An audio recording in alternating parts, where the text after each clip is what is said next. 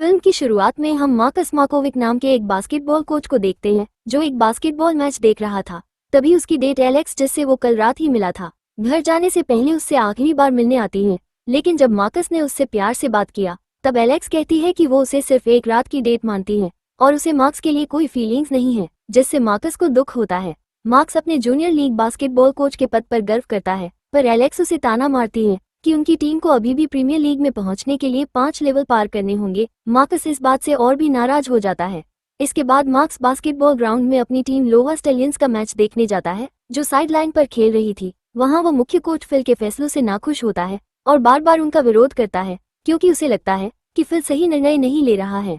जब फिल अपनी टीम को निर्देश दे रहे थे तब मार्कस ने अपनी असहमति जताई और कहा कि फिल का प्लान गलत है, क्योंकि उसने आज सुबह ओपनिंग टीम के कई मैच देखे थे। मार्कस ने अपनी रणनीति भी समझाने की कोशिश की, लेकिन जब फिल को लगा कि वह हद से ज्यादा बोल रहा है तो उसने कहा कि वह सिर्फ उसका सहायक है, इसलिए उसे बीच में टोकना बंद करे। पर मार्कस नहीं रुका। तब फिल ने उसे लॉकर रूम में जाने को कहा, लेकिन मार्कस ने गुस्से में आकर फिल को धक्का दे दिया, जिससे दर्शकों और पत्रकारों का ध्यान उनकी ओर गया और यह घटना टीवी पर भी दिखा दी गई। बाद में जब मार्कस कार चला रहा था तो उसने सड़क पर कुछ अपराधियों को पकड़ती पुलिस को देखकर मजाक उड़ाई, लेकिन उसी दौरान उसकी कार सामने खड़ी पुलिस गाड़ी से टकरा गई, जिसके कारण उसे गिरफ्तार कर जेल भेज दिया गया। अगली सुबह फिल ने उसकी जमानत दी और उसे रिहा करवाया, जिससे मार्कस हैरान रह गया, क्योंकि वह उम्मीद नहीं कर रहा था कि फिल ऐसा करेगा। फिर उसने मैदान पर हुए बर्ताव के लिए माफी मांगी, लेकिन फिल को लगा कि मार्कस की माफी सच्ची नहीं है और वह अब भी अपनी गलती नहीं मानता। फिल ने कहा कि मार्कस टीम के साथ कभी घुल मिल नहीं पाया और इसलिए वह ये नहीं समझ पाया कि अच्छे फैसले कैसे लिए जाते हैं, न सिर्फ खेल के लिए बल्कि इंसानियत के लिए भी। फिर जब मार्कस ने पूछा कि क्या उसे एक और मौका मिलेगा तो फिल ने साफ कहा कि उसे टीम से निकाल दिया गया है।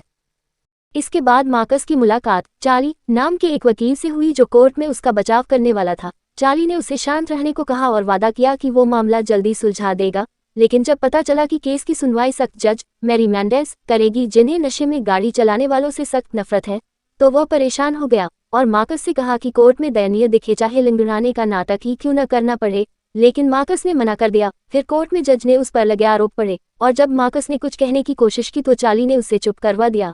लेकिन जब जज को पता चला कि वह एक पेशेवर बास्केटबॉल कोच है तो उन्होंने उसे सामुदायिक सेवा के तौर पर एक लोकल मनोरंजन केंद्र में कोचिंग देने की पेशकश की, मगर मार्कस तैयार नहीं था और चार्ली से बहस करने लगा। ये देखकर जज ने उसे 18 महीने की जेल की सजा सुनाई। हालांकि बाद में मार्कस ने जल्दीबाजी में कह दिया कि वह मुफ्त में सेवा करने को तैयार है। तब जज ने उसकी सजा को बदलकर द फ्रंट नाम की संस्था में बौद्धिक रूप से विकलांग वयस्कों को 90 दिनों तक कोचिंग देने की सामुदायिक सेवा में बदल दिया। अगले दिन मार्कस ने द फ्रंट को कोचिंग देना शुरू किया और जब उसने उन्हें बास्केटबॉल खेलते देखा तो सीटी बजाकर सबको इकट्ठा किया और खुद को नए कोच के रूप में पेश किया। लेकिन डेरियस नाम के एक व्यक्ति ने इससे इनकार कर दिया और खुद को अलग कर लिया, जबकि जोनी नाम के एक लड़के को बहुत खुशी हुई और उसने मार्कस को गले लगा लिया। फिर जोनी ने उसे मालोन और बेनी से मिलवाया। जब मार्कस ने 3 और लोगों को औपचारिक नामों से पुकारा तो वे हंस पड़े और खुद को क्रेग, कोरी और ब्लेयर बताया। वहां एक शोटाइम नाम का एक लड़का भी था जो उल्टा होकर बॉल गोल कर रहा था। मार्कस को जल्दी ही उन्हें कोचिंग देने की कठिनाई का अंदाजा हो गया, क्योंकि कोई भी ढंग से बॉल नहीं फेंक रहा था। लेकिन जब उसने डेरियस को सही तरीके से बॉल फेंकते देखा तो उसकी तारीफ की। ट्रेनिंग के बाद मार्कस ने एक रिपोर्ट तैयार कर जूलियो को दी, जो इस संस्था का मैनेजर था, और उसने शिकायत की कि इन लोगों को ट्रेन करना नामुमकिन है। तब जूलियो ने उसे समझाया कि इन लोगों को सिर्फ एक टीम की भावना की जरूरत है। और जब मार्कस ने पूछा कि पिछले कोच के साथ क्या हुआ था तो जूलियो इस बारे में बात करने से बचना चाहता था और उसने सिर्फ इतना कहा कि पिछले कोच ने सीजन खत्म होने से पहले ही नौकरी छोड़ दी थी, जिससे द फ्रंट के सभी सदस्य बहुत निराश हो गए थे। फिर बाहर घूमते समय मार्कस की मुलाकात जोनी से हुई, जिसने उसे लिफ्ट देने की पेशकश की और जब वह कार में बैठा तो चौंक गया, क्योंकि ड्राइविंग सीट पर एलेक्स थी, जो जोनी की बड़ी बहन निकली। लेकिन दोनों ने जोनी के सामने ऐसा दिखाया जैसे वे एक दूसरे को जानते ही नहीं। इसके बाद मार्कस की मुलाकात अपने दोस्त सोनी से हुई और उसने उससे अपने चाचा से बात करने की गुजारिश की, जो बास्केटबॉल लीग में जीएम थे, ताकि उसे फिर से कोचिंग का मौका मिल सके और वह एनबीए में कोचिंग करने का सपना पूरा कर सके। सोनी उसकी मदद करने को तैयार हो गया। फिर मार्कस ने द फ्रंट को गेंद पास करने की बेसिक टेक्निक सिखानी शुरू किया और आर्थ से डेमो दिखाने के लिए कहा, लेकिन जब वह गंभीरता से सिखा रहा था तो बाकी सदस्य मजाक करने लगे और जब उसने फ्रीस्टाइल थ्रो करने को कहा तो सब अलग अलग दिशाओं में बॉल फेंकने लगे, यहाँ तक कि शोटाइम अभी भी उल्टा होकर बॉल फेंक रहा था। जब मार्कस ने मालन से पूछा कि क्या उसने कभी शोटाइम को स्कोर करते देखा है तो मालन ने कहा कि वो 5 साल से उसके साथ खेल रहा है, लेकिन कभी नहीं देखा। इसके बाद मार्कस ने जूलियो से बात की और उसी समय उसने देखा कि बेनी स्कूटर पर घर लौट रहा है। उसे लगा कि बेनी को चोट लग सकती है, लेकिन जूलियो ने कहा कि वो हमेशा सुरक्षित रहा है और फिर बताया कि फ्रैंक के लोगों में मार्कस की सोच से ज्यादा क्षमताएं हैं और उसे जल्द ही इसका एहसास होगा। जूलियो ने फिर बेनी की पृष्ठभूमि बताई, जो अकेला रहता है और हर सुबह 5 बजे उठकर एक रेस्तरां में काम पर जाता है। ब्लेयर जो खुद का भरण पोषण नहीं कर सकता और वो एक निगरानी समूह गृह में रहता है और हर सुबह भूनिर्माण प्रशिक्षण के लिए जाता है।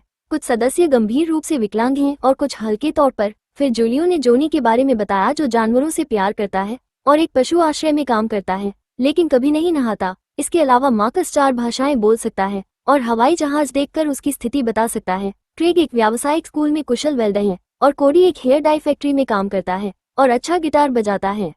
इसके बाद द फ्रेंड आखिरकार अपने पहले मैच के लिए तैयार हुआ, लेकिन जब मार्कस उन्हें निर्देश देने पहुंचे तो उन्होंने 2 खिलाड़ियों को लाल टी शर्ट में देखा जो उनकी ओपोनेंट टीम की कलर थी। क्रेग ने लाल रंग इसलिए पहना क्योंकि उसकी गर्लफ्रेंड को वह रंग पसंद है। वहां बेनी मौजूद नहीं था क्योंकि उसके बॉस ने वर्क परमिट देने से मना कर दिया था। फिर मैच शुरू हुआ जिसमें लाल टीम बार बार स्कोर कर रही थी जबकि नीली टीम अव्यवस्थित खेल रही थी और दूसरी टीम के कोच उत्साहित होकर मैदान के किनारे से चीख रहे थे, जबकि मार्कस निराश थे। एलेक्स भी दर्शकों में मौजूद थी और जोनी को प्रोत्साहित कर रही थी, जो एक बार स्कोर करने में सफल रहा। मैच के बाद जब मार्कस घर लौट रहे थे तो एक रिपोर्टर ने उनसे द फ्रेंड के कोच होने पर इंटरव्यू मांगा, लेकिन मार्कस ने मना कर दिया। अगले दिन वह टीम को पिक एंड रोल तकनीक सिखाने आए और उन्होंने जोनी, बेनी और ब्लेयर से अभ्यास करने को कहा। उन्होंने जोनी से ब्लेयर की रक्षा करने को कहा जो मूर्ति बनने का नाटक कर रहा था और इसलिए अपनी जगह से हिल नहीं रहा था। फिर जब जोनी को रिंग के नीचे भागने को कहा गया तो वह भी नहीं हिला क्योंकि उसे लगा वह सच में मूर्ति बन गया है। इसके बाद मार्कस ने बेनी से उसके बॉस से खेल में भाग लेने की अनुमति की बात की। बेनी ने कहा कि उसके बॉस तो अनुमति दे देंगे लेकिन उसे अपनी टीम पर भरोसा नहीं है। फिर मार्कस ने जोनी से बाथरूम जाने को कहा लेकिन उसने मना कर दिया। बेनी ने बताया कि जोनी को पानी से डर लगता है। उसी वक्त कोडी और क्रेग बाथरूम से बाहर भागे क्योंकि उन्होंने चूहा देख लिया था। फिर मार्कस बाथरूम में गया और बाकी सभी भी पीछे पीछे चले गए। वहां नाली में एक चूहा फंसा हुआ था। जोनी ने मार्कस से चूहे को बचाने को कहा लेकिन मार्कस ने उसे ही चूहे को बचाने को कहा। तब जोनी ने अपनी टी शर्ट उतारी और शॉवर के नीचे जाकर नाली की ओर भागा और फिर मार्कस ने उसे साबुन रगड़ने को कहा ताकि चूहा उसके पास आए। चूहा बाहर निकल गया और जोनी आखिरकार नहा सका। इसके बाद फ्रैंक को अपना घरेलू खेल खेलने जाना था और मार्कस को ये जानकर हैरानी हुई कि उसे जूलियो के बिना बस में फ्रेंड्स के साथ अकेले जाना है। जूलियो ने बताया कि डेरियस की जगह कॉन्सेंटिनो नाम की खिलाड़ी खेलेगी, जो एक पुरानी खिलाड़ी है और चोट के बाद वापस आए है। मार्कस ने देखा कि बेनी नहीं आया क्योंकि उसे काम पर जाना था। बस में जोनी ने जोर जोर से गाना गाना शुरू कर दिया जिससे एक महिला यात्री को परेशानी हुई और उसने आवाज कम करने को कहा लेकिन जोनी नहीं माना। फिर महिला को मालोन के पास बैठना पड़ा जो खुद बहुत बातूनी था और लगातार बोल रहा था। इस बीच क्रेग ने गम चबाकर बस ड्राइवर पर फेंक दिया जिससे ड्राइवर ने बस रोक दी और मार्कस को हंगामे का जिम्मेदार ठहराया और जोनी से आवाज कम करवाने को कहा। फिर अचानक मालोन ने महिला के पास उल्टी कर दी जिससे सबको बस से उतरना पड़ा। इसके बाद जोनी ने अपनी बहन एलेक्स को बुलाया जो वैन चला रही थी और सब वैन में चढ़ गए। रास्ते में एलेक्स ने मार्कस को जोनी को नहलाने के लिए मनाने पर धन्यवाद कहा। एलेक्स ने बताया कि जोनी को पानी से डर इसलिए लगता था क्योंकि वह बचपन में लगभग डूब गया था। फिर जब फ्रैंक स्टेडियम पहुंचे तो उन्होंने मैच खेलना शुरू किया और मार्कस मैदान के किनारे से अपनी टीम को निर्देश देता रहा। शुरुआत में फ्रेंड्स को अपने विरोधियों से मुकाबला करने में दिक्कत हो रही थी क्योंकि शोटाइम अब भी गेंद को उल्टा होकर ही फेंक रहा था, लेकिन खेल में सुधार दिखा जब कोडी और क्रेग ने अंतिम हाफ में अंक बनाए और फिर जोनी ने भी स्कोर किया जिससे फ्रैंक ने 38-36 से जीत हासिल की। उधर रेस्तरां में काम करते वक्त बेनी को जीत की खबर मिली लेकिन उसके बॉस ने इसे नजरअंदाज करते हुए उसे काम पर वापस भेज दिया। दूसरी ओर फ्रैंक को अगला मैच बाहर खेलना था और उन्हें ट्रांसपोर्ट की दिक्कत थी, खासकर अगर उन्हें कनाडा जाना पड़े। तब एलेक्स ने वैन किराए पर लेने का सुझाव दिया लेकिन मार्कस अभी गाड़ी नहीं चला सकता था, इसलिए उसने एलेक्स से वैन चलाने की गुजारिश की और एलेक्स ने हामी भर दी। फिर एलेक्स ने जोनी को घर छोड़ा और मार्कस को भी घर छोड़ने से पहले अपनी कहानी बताई जिससे दोनों के बीच रिश्ते फिर से जुड़ने लगे। एक ट्रेनिंग सेशन में मार्कस ने शोटाइम को गेंद सही तरह से फेंकना सिखाया लेकिन वह अब भी उल्टा होकर ही फेंकता रहा। फिर भी फ्रैंक की टीम के खेल में काफी सुधार हुआ था और अगले मैच में उन्होंने पिक एंड रोल तकनीक इस्तेमाल की। हालांकि जोनी अब भी मूर्ति की तरह खड़ा रहा, जिसे देखकर एलेक्स ने हरमाइन की कहानी सुनाई जिसमें एक मूर्ति राजा अपने दोस्त को बचाने के लिए जिंदा हो जाता है। मार्कस ने ये सब देखा और मुस्कुरा दिया क्योंकि वह समझ गया कि एलेक्स उसकी मदद कर रही है। अगले दिन एलेक्स ने साइडलाइन से फिर वही कहानी सुनाई जिससे जोनी को आखिरकार मूव करने की प्रेरणा मिली और उसने अंक भी बनाए। इसके बाद फ्रैंक ने अगले मैचों में अच्छा प्रदर्शन जारी रखा बाहर जाते समय मार्कस ने एलेक्स से उनके रिश्ते को लेकर सवाल किया, लेकिन एलेक्स को लगा कि ये रिश्ता सिर्फ एक अस्थायी खुशी है, क्योंकि वह जानती थी कि मार्कस अपनी सेवा पूरे होने के बाद शहर छोड़ देगा। अगले दिन मार्कस ने देखा कि मैदान में पानी टपक रहा था क्योंकि पाइप फट गया था। तब उसने रे, ब्लेयर, कोडी और बेनी को बाहर खुले मैदान में अभ्यास के लिए बुलाया। वहीं पास में कुछ और लोग भी बास्केटबॉल खेल रहे थे। मार्कस एक आदमी के पास गया और उसे बताया कि अगली बार वो और उसकी टीम मैदान का उपयोग करेंगे। लेकिन जब उस आदमी ने बेनी और उसके दोस्तों को बेवकूफ कहा तो मार्कस ने बिना किसी हिचक के उसे पीट दिया। इसके बाद फ्रैंक टीम के 4 सदस्यों ने सामान्य लोगों के साथ मैदान पर खेला और यह साबित किया कि अपनी कमजोरी के बावजूद वे भी बास्केटबॉल अच्छे से खेल सकते हैं। खेल के दौरान डेरियस अचानक आ गया और क्रेग ने उसे खेलने के लिए आमंत्रित किया, लेकिन डेरियस ने कोई रुचि नहीं दिखाई। तब मार्कस ने घायल होने का नाटक किया और डेरियस को उसकी जगह लेने को कहा। शुरुआत में उसने मना किया, लेकिन बाद में मैदान में आकर उसने चतुराई से खेलते हुए कई बार गोल किया। खेल के बाद मार्कस ने उसकी सराहना की, लेकिन डेरियस फिर भी वहां से चला गया। इस बीच मार्कस ने एनबीए में कोच बनने के अवसर के लिए सोनी से संपर्क करना जारी रखा। सोनी ने बताया कि उनके चाचा मार्कस के प्रशंसक हैं और उन्होंने ही फील को मौका दिलवाया था।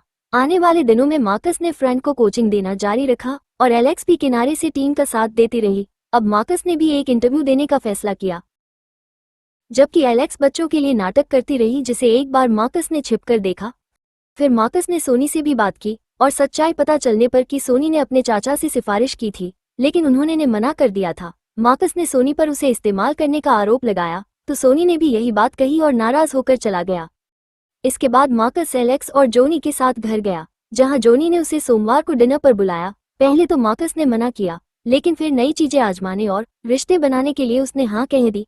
फिर वो सोनी से मिलने गया, उससे माफी मांगी और द फ्रैंक को ट्रेन करने के लिए उसे सहायक कोच बनने का प्रस्ताव दिया, जिसे सोनी ने खुशी खुशी स्वीकार कर लिया। फिर मार्कस एलेक्स और जोनी के घर डिनर पर पहुंचा, जहां जोनी और एलेक्स की मां ने उसका स्वागत किया। एलेक्स और जोनी के आने पर सबने साथ खाना खाया और बीच डिनर में जब मार्कस ने जोनी से ग्रुप हाउस में जाने की योजना के बारे में पूछा तो एलेक्स चौंक गई और तुरंत मना कर दिया कि ये सच नहीं है, क्योंकि वो नहीं चाहती कि जोनी घर छोड़े। मार्कस ने अपनी बात का बचाव करने की कोशिश की क्योंकि जोनी ने उससे ग्रुप हाउस में रहने की बात की थी, लेकिन एलेक्स ने गुस्से में कहा कि यह उसका मामला नहीं है और दोनों के बीच तनाव बढ़ जाता है। एलेक्स ने स्पष्ट किया कि वह नहीं चाहती था कि मार्कस उसके घर आए, क्योंकि वह अपने निजी और पारिवारिक जीवन को अलग रखना चाहती थी, क्योंकि पहले भी इसी कारण से उसका एक रिश्ता टूट चुका था जिसमें जोनी भी इमोशनल रूप से जुड़ा था और वह दोबारा जोनी को दुखी नहीं करना चाहती थी।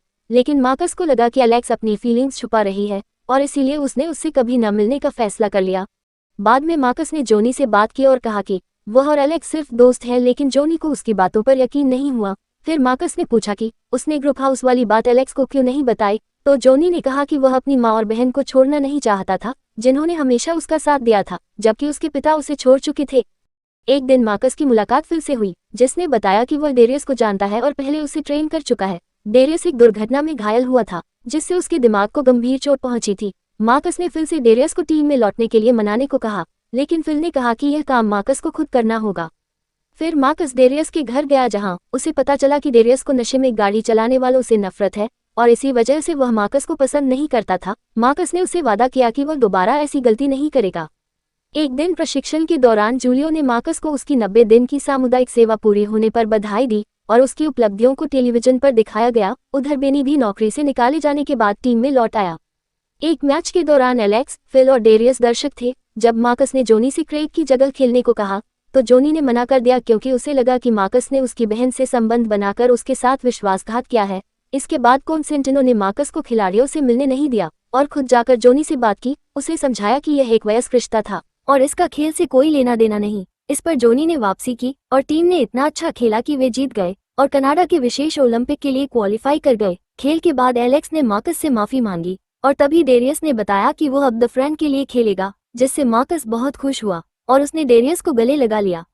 फिर अगले दिन जब वो प्रशिक्षण के लिए जा रहा था तब वो बहुत खुश हुआ। मैदान पर उसने सबको आंखें बंद कर जीत की कल्पना करने को कहा और फिर बताया कि वो एनबीए में सिएटल के साथ कोचिंग करने जा रहा है। ये सुनकर फ्रैंक के सदस्य उदास हो गए और एलेक्स ने भी थोड़े दुख के साथ उसे बधाई दी।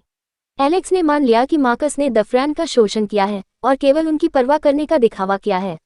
एक बार फिर एलेक्स और मार्कस के रिश्ते खराब हो गए।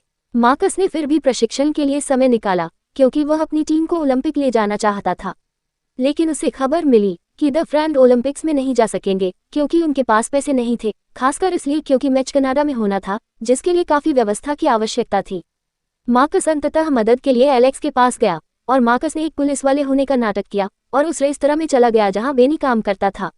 एलेक्स ने बेनी के बॉस कोनेल पर उसको धमकाने का आरोप लगाया और बेनी को एक वकील मुहैया कराने की धमकी दी ताकि वह मुकदमा कर सके या बेनी को उन पत्रकारों से मिलवा सके जो मामले को वायरल कर सकते थे।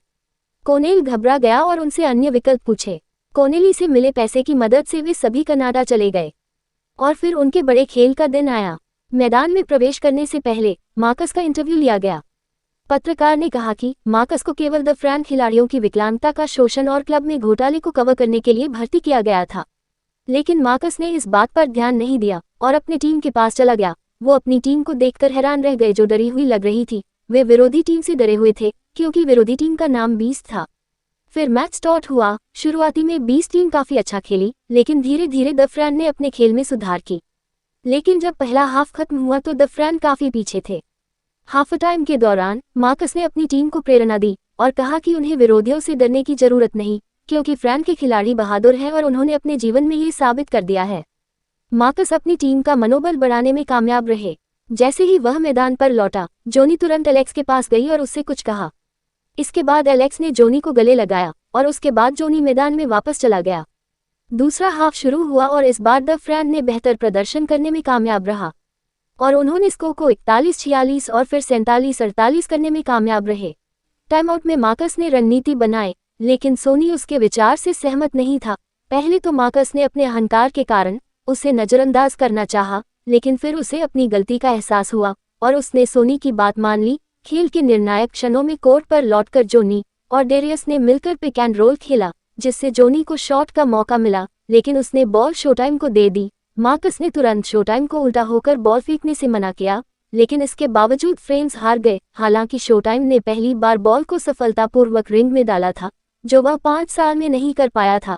इस पर सब ने उसे बधाई दी। मार्कस को हैरानी हुई कि हार के बावजूद सब इतने खुश क्यों थे, तो जोनी ने कहा कि वे सब विजेता हैं।